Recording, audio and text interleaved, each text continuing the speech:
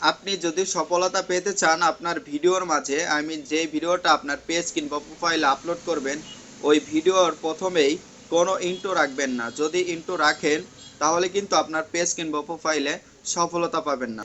আগে বুঝতে হবে ইন্ট্রো কি। স্ক্রিনে থাকা যে ভিডিওটি দেখতেছেন এটাই হলো ইন্ট্রো।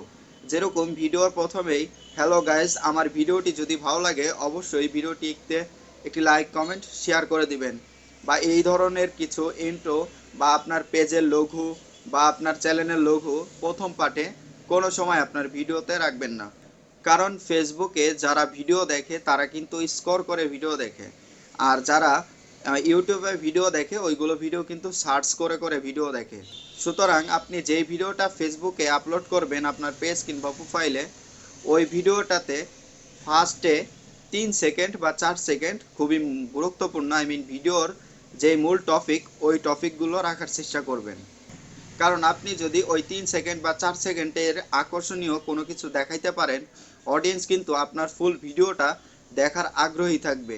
সুতরাং আপনি আপনার পেজে যে ভিডিওটা আপলোড করবেন ওই ভিডিওটাতে 3 সেকেন্ড বা 4 সেকেন্ডে মেন পয়েন্ট রাখার চেষ্টা করবেন, যেন আকর্ষণীয় কোনো কিছু থাকে।